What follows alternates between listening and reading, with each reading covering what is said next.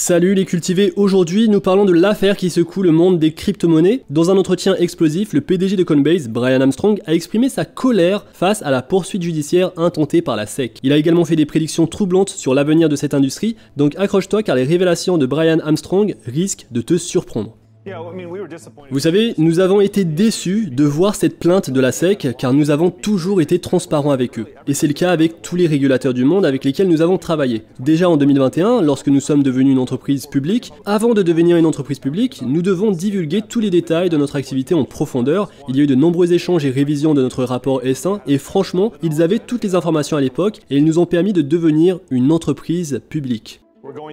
Ensuite, au fil du temps, nous avons entendu des déclarations du président de la SEC, Gary Gensler, devant le Congrès, disant qu'ils ne se sont pas habilités à réglementer cette industrie. Nous voyons des déclarations contradictoires entre le CFTC et le président de la SEC. Nous avons même déposé une pétition officielle auprès de la SEC pour demander des éclaircissements sur plusieurs points de la loi, à laquelle ils n'ont jamais répondu. Et maintenant, cette lettre de notification et cette plainte arrivent. Ces dernières semaines, le Bitcoin, l'Ethereum et d'autres crypto-monnaies ont connu les montagnes russes en raison des actions légales menées par la SEC et les régulateurs américains contre les deux plus grandes plateformes d'échange de crypto-monnaies au monde, Binance et Coinbase. Les autorités affirment que Coinbase a participé à des transactions de titres non enregistrés, c'est-à-dire qu'ils ont vendu des crypto-monnaies sans autorisation adéquate. Les accusations portées contre Binance sont encore plus graves car ils sont accusés de blanchiment d'argent, de fraude et de transactions de titres non enregistrés. Ces poursuites judiciaires ont incité de nombreuses banques dans le monde à mettre fin à leurs relations avec Binance, Coinbase et en général les transactions de crypto-monnaies, ce qui a réduit les accès essentiels au marché des crypto-monnaies. Les prix des crypto-monnaies ont chuté et donc naturellement, les gens s'inquiètent de ce qui va se passer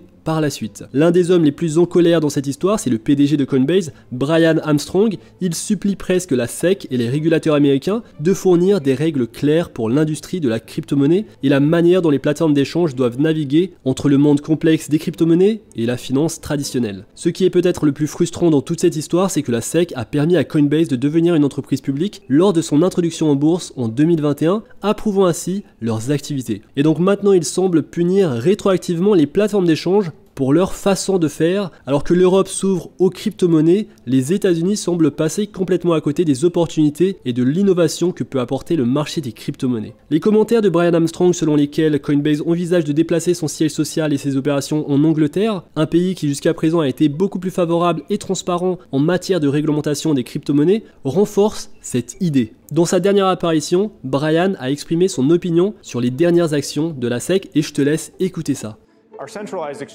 Vous savez, nous avons rejeté plus de 90% des actifs crypto que nous avons examinés sur plus de 1000 actifs crypto car nous estimions qu'ils n'étaient pas appropriés pour notre plateforme d'échange. Environ 200 actifs crypto sont répertoriés sur notre produit centralisé et à propos de ce qui est dit sur la nécessité de réglementer, les gens utilisent les crypto-monnaies pour toutes sortes de choses. Pas seulement pour les échanges, ils effectuent des paiements avec par exemple l'Ukraine qui a levé 200 millions de dollars et il y a même des candidats à la présidence qui acceptent les crypto-monnaies. C'est une nouvelle technologie qui peut être utilisée pour moderniser toutes sortes de services financiers et nous n'avons pas besoin que le gouvernement choisisse nos gagnants en matière de technologie, laissons le marché décider. La SEC nous a permis de devenir une entreprise publique en comprenant notre S1. Je pense donc que c'est notre moment de transparence totale avec eux, de leur montrer tout sur notre activité et son fonctionnement. Et donc ce n'est pas génial qu'un régulateur revienne plus tard et dise en fait, nous avons changé d'avis.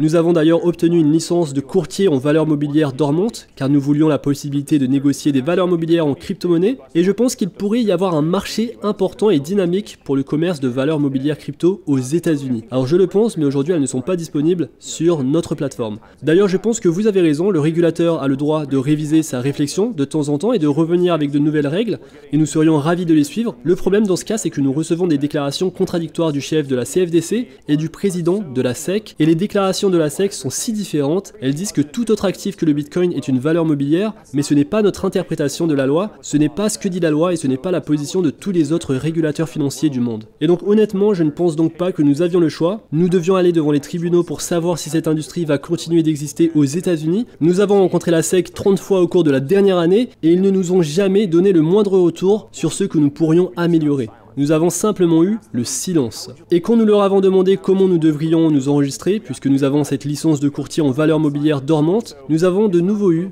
le silence. Il n'est donc pas approprié pour le régulateur de prendre des mesures de répression si nous n'avons pas de règles claires et de directives précises. Et voilà l'opinion de Brian Armstrong sur les crypto-monnaies, sur les régulations qu'il y a en ce moment. Tu vois que c'est assez mouvementé. Comme tu l'as vu, on a fait un rebranding de la chaîne. Maintenant, cette chaîne, c'est Money Cult. Dessus, on va reprendre le format de vidéo que je t'avais fait il y a de ça quelques semaines, où je ramène finalement des experts, des investisseurs connus qui vont donner leur position sur les crypto-monnaies ou sur la macro. L'idée, ça va vraiment être de s'entourer des meilleurs investisseurs dans cet espace pour prendre les meilleures décisions. Si ce qui t'intéresse, c'est mon avis, mon opinion sur les crypto-monnaies, mes investissements, ma stratégie dans l'espace des crypto-monnaies, je t'invite à t'abonner à ma chaîne principale, la chaîne Token Cult. Et si tu recherches le maximum d'informations sur les crypto-monnaies, je t'invite à t'abonner tout simplement aux deux chaînes. Et donc voilà, j'ai hâte de te montrer ce qui arrive prochainement sur la chaîne. Je compte sur toi comme d'habitude pour ton soutien, pour liker cette vidéo. On se retrouve très vite, à très bientôt.